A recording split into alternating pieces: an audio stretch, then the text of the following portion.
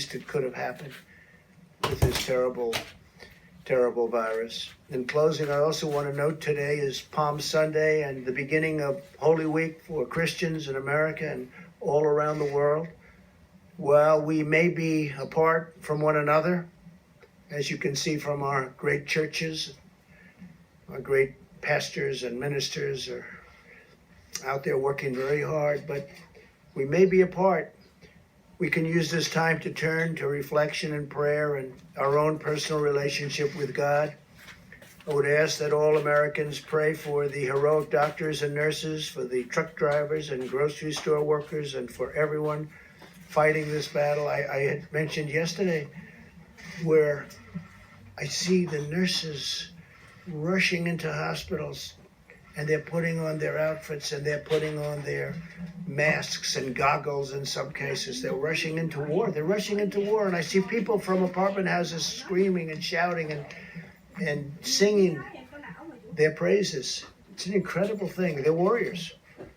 These doctors and nurses, they're running into buildings and they're literally putting it on as the doors are opening. They're putting all this stuff in, running inside.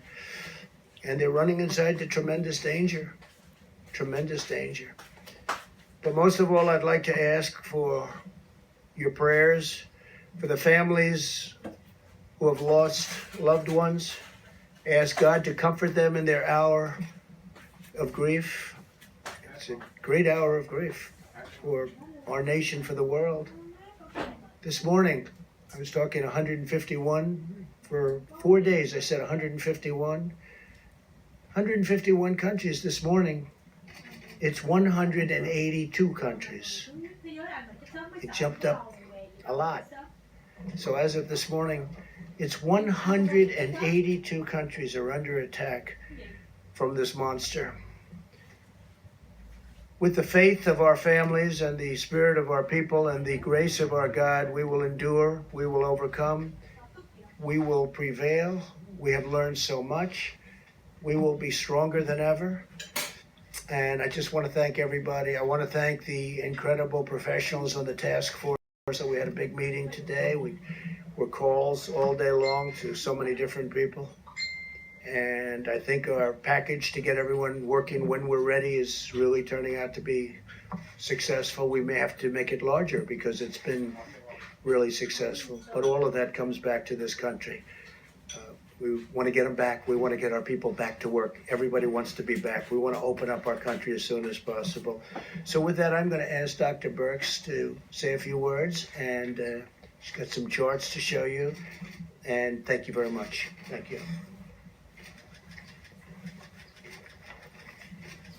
Thank you, Mr. President. As you can see from the hopeful signs in Italy and Spain, where we see finally new cases and deaths declining, it's giving us hope of what our future could be. We wanted to give you an update on where all of the states were. We're looking at this as states normalized per 100,000 citizens. It looks very similar to last week. We wanted to update you. We've been covering throughout the week the states that were moving on this map. You can see very clearly where New York is as a state, although this is very much still centered in the New York metro area. New Jersey is the orange line. The green line is Louisiana. That's followed by Massachusetts, and then Connecticut and Michigan are together in those lines towards the bottom. And then, of course, Washington, D.C. is now visible on this map, which was not visible before. And the yellow line towards the bottom is Washington State. Next slide, please. So this just summarizes all of the states we're tracking very closely at the county level. So we're tracing and tracking not only the epidemic at the state level, but understanding what's happening in county by county with new cases and, of course, also the deaths. We're also triangulating that with all of the laboratory data. And just to tell you how we're kind of doing that, for New York, which you can see at the top, their serology is now about 36% positive. They were in the 40s. So day over day, their percent positive is finally starting to decline. New Jersey's is increasing, however. They're now up to 42% of the specimens that come to the laboratory are positive. Louisiana, 25%, Massachusetts, 20%, Connecticut and Michigan, 20%, District of Columbia, 15%, Washington, 8%, and then Illinois, Colorado are at about 16%. Pennsylvania, which is also new to the graphic, is at about 12%. Next slide, please. So if we could go back one, I'm sorry, could go back one slide, one more. All of the states here, those are 38 of the states. 38 of our states have less than 50 cases per 100,000. They are testing. Their laboratory results are consistent with that. Their seropositivity rate for their laboratories are less than 5%. So this is how we're tracking and triangulating both case reporting, mortality or fatalities, and also triangulating that with the laboratory. The New York metro area, New Jersey, Louisiana, and a series, and Washington State have all tested at a rate greater than Italy and Spain. I know many of you were tracking that.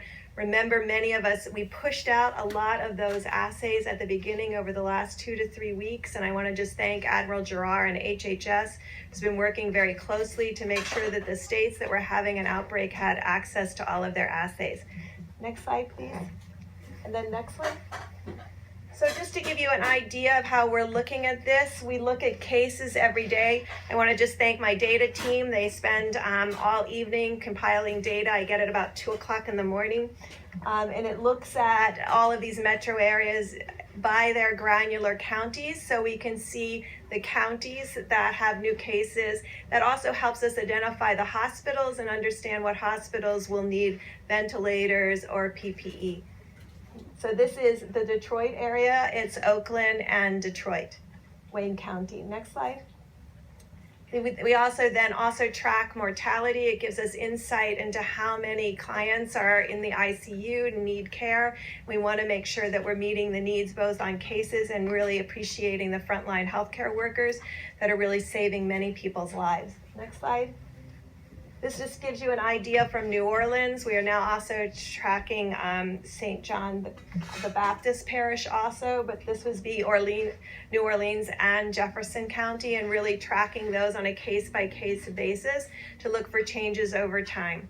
And next slide is their mortality. And you can see it's starting to stabilize. So this is how we've been tracking and tracing the epidemic as it moves through states and counties and communities. But as we started, we just wanted to note again, we do see hopeful signs in Spain and Italy.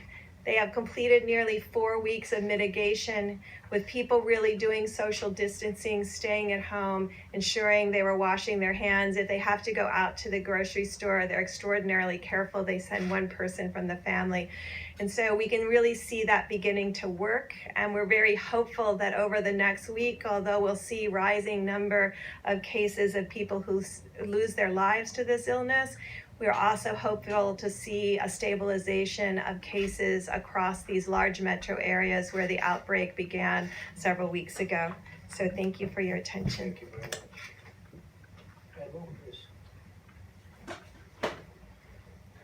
Thanks, sir. What I thought I would do is update on the air bridge first, and then follow up on